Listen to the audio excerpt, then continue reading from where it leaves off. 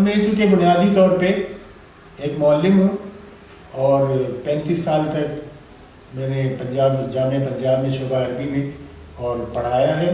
دیگر چیزوں کے ساتھ جو ہے چونکہ اتفاق سے شروع سے موقع یہی ملا کہ ہمارے استاد جو ہیں وہ ریٹائر ہو گئے تھے، مولانا نور الحسن خان، تو جو کچھ آج ہمارے پاس فیض ہے ان میں ان کا بہت ہاتھ ہے. تو وہ تفسیر حدیث اور تاریخ ادب، تاریخ اسلام، یہ 4 چیزیں مجھے زیادہ تفصیل سے پڑھانے کا موقع ملا. اور اس کے علاوہ پھر ظاہر ہے جدید ادب ہے جس سے میری ذاتی دلچسپی تھی، وہ پڑھا اور کچھ پڑھایا بھی. تو لیکن تاریخ اسلام پڑھانے کا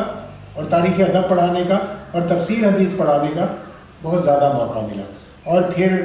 سچی بات یہ ہے کہ تاریخ پڑھاتے پڑھاتے پھر دیکھا کہ یہ انقلابی ایران آ گیا، یہ جہاد افغانستان شروع ہو گیا، عرب و عجم میں جو ہے یہ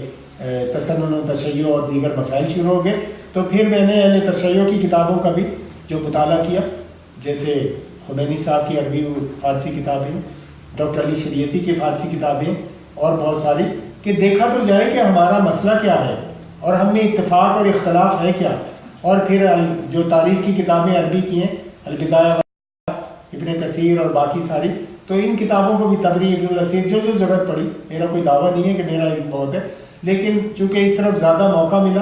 یا تجسس بھی تھا، اور ہمارے اپنے خاندان چونکہ جو ہیں ان میں بھی کچھ ظاہر ہے کہ اہل سنہ والجماعت بھی ہیں اور دیگر مسالک کے بھی کچھ لوگ ہیں، تو کہاں اتفاق کرنا ہے، کہاں اختلاف کرنا ہے اور مل جل کر کیسے رہنا ہے، بہت سارے مسائل تھے. تو ساری زندگی میں نے جو پڑھایا، تو اب میں نے یہ سوچا کہ قبر میں ساتھ لے جانے کی بجائے اس کو جو ہے، اور بھی کتابیں میں نے لکھی ہیں عربی میں، حاضر اللغۃ العربیہ، عربی کی اہمیت 550 624 صفحے کی کتاب ہے، الاطیاف الخمسہ مضامین ہے حمید اللہ وغیرہ، وہ یہ سب نیٹ پہ رکھی ہوئی ہیں پنجاب یونیورسٹی کی ویب سائٹ پہ. اردو میں بھی ایسے جدید میں عربی زبان، پاکستان میں عربی زبان، منتخبات مضمون ہیں، اور اس کے علاوہ بھی مختصر القواعد العربیہ، کئی چیزیں ہیں. لیکن میں نے سوچا کہ جو کچھ پڑھا ہے اسے ایک ترتیب کے ساتھ، اور جیسے یہ غلط فہمیاں بھی دور کرنا ہے، تو منابع الاسلام کے نام سے ایک کتاب جو ہے وہ پچھلے 2-3 سال میں جو کچھ میرے دماغ میں تھا اور جو کچھ میں نے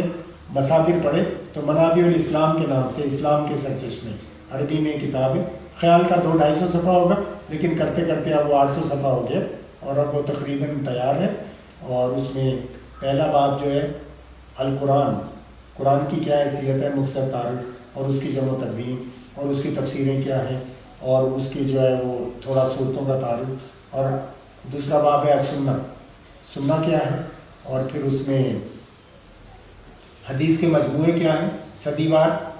موطا، مسند، سیاستہ، اور اس کے بعد، اور پھر ان کے بعد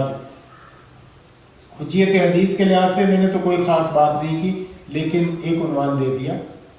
تواتر الحدیث و مسند احمد،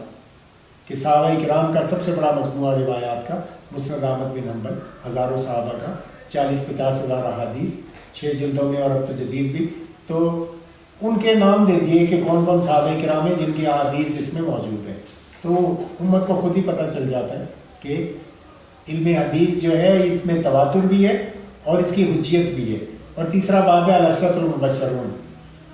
جو ابو بکر، عمر، عثمان، علی، طلحہ، زبیر، سعد، سعید، عبیدہ، عبد الرحمن، ان 10 کے حالات ظاہر ہے چاروں خلفاء جو ہیں ان پر زیادہ تفصیل ہے، اور جہاں ان کے بارے میں غلط فہمیاں ہیں وہ دور کی ہیں، اور وہ شاعر تھے، ادیب تھے، ان کے مختلف پہلو جو ہیں وہ بتائیں، اور پھر باقیوں کے بھی غلط فہمیاں دور کرنے کی روایات سے کوشش کی ہے، اور ان کے احوال مختصر. اور دوسرا ہے آل البیت، چوتھا باب، کہ اس میں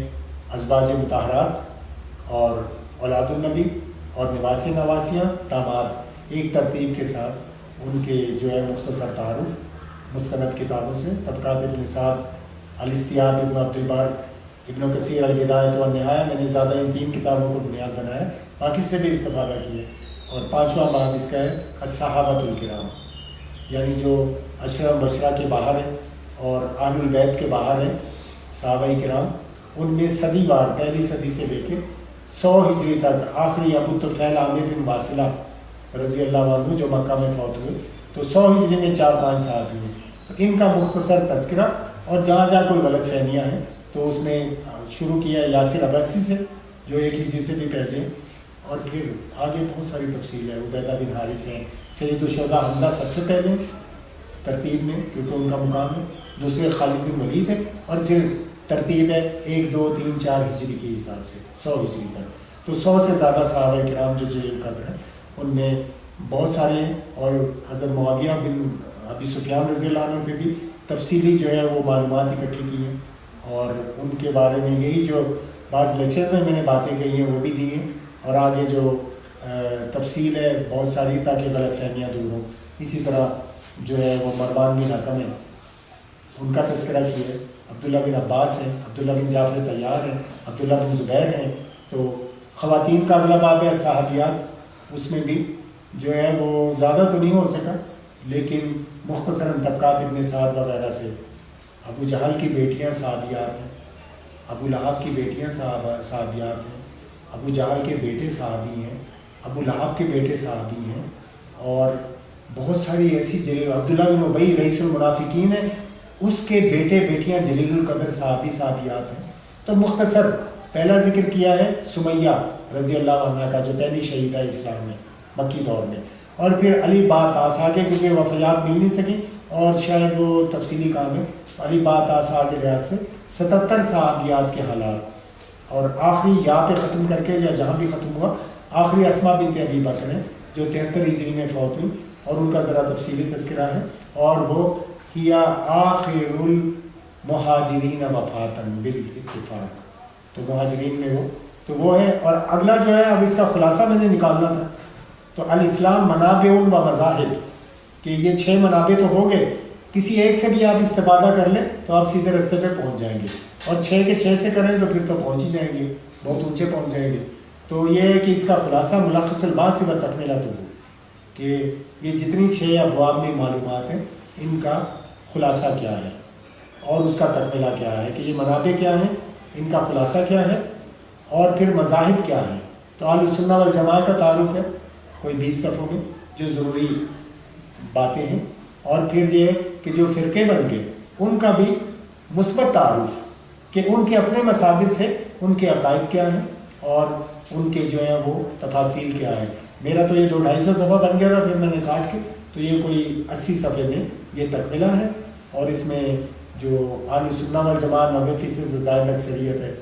اس کا تعارف ہے 20 صفحوں میں تقریباً، اور پھر فرقوں کا تعارف ہے مختصر، زیدیہ کیا ہے، اسماعیلیہ کیا ہے، اثنا عشریہ کیا ہے، کسانیہ کیا ہے، ہمارے گلگت بلتستان میں 1 لاکھ سے زیادہ نور بخشیہ ہے وہ کیا ہے، اور پھر یہ خوارج کیا ہے، عمان کی سلطنت جو ہے ان کا عقیدہ عباضیہ ہے، عباضیہ کیا ہے، اور پھر یہ مرجیہ کیا ہے، معتزلہ کیا ہے۔ تو مختصر شارستانی سے اور خود ان کے اپنے مصادر سے اہل تشیع کے تو مختصر تعارف دے دیا جو اس کو دیکھنا چاہے، تو بس یہ اس میں ہے۔ تو میں نے اللہ کی طرف سے یہ ہوا کہ عربی میں لکھنا شروع کیا، خیال تھا 200-250 صفحہ، مگر 800 صفحہ بن گیا، لیکن جو میرے دماغ میں تھا یا جو میں نے 30-35 سال میں پڑھا اسے ایک ترتیب کے ساتھ ضروری معلومات، میرا کوئی دعویٰ نہیں ہے لیکن اتنا ضرور میں کہہ سکتا ہوں، عرض کر سکتا ہوں کہ اس میں بہت ساری ایسی معلومات انہی کتابوں سے جو عربی مصادر ہیں جمع کی ہیں، جو موجود تو ہیں لیکن شاید کسی کتاب میں اتنی بڑی بات کرنی نہیں چاہیے کیونکہ یہ کتاب کئی پہلوؤں سے شاید وہ اس قابل بھی نہیں ہوگی۔ یہ ساری معلومات یکجا اردو میں تو کسی کتاب میں نہیں دیکھی، اور عربی میں بھی میں یہ جسارت نہیں کر سکتا، لیکن شاید کسی کتاب میں یہ تمام معلومات ایک عام تعلیم یافتہ بندے کے لیے جمع نہیں ہے، مصادر موجود ہیں۔ تو اردو ترجمہ جو ہے دعا کریں کہ یہ اب جو ہے یہ آخری اس کی وہ غلطیاں لگائی جا رہی ہیں مکمل ہو چکی ہے، اور اب یہاں سے کہاں سے چھاپنا ہے، ظاہر ہے میرے تو کوئی وسائل نہیں ہے اور یہ غور و خوض بھی نہیں، تو جس قدرت نے کام کروایا وہی کوئی راستہ بھی دکھائے گی، اور اگر اللہ کو منظور ہوا تو چھپے گی، اور جب چھپے گی تو پھر اردو میں ترجمہ بھی کیا جا سکتا ہے اور باقی زبانوں میں بھی ہو سکتا ہے، بشرطے کہ اس میں کوئی واقعی ایسی بات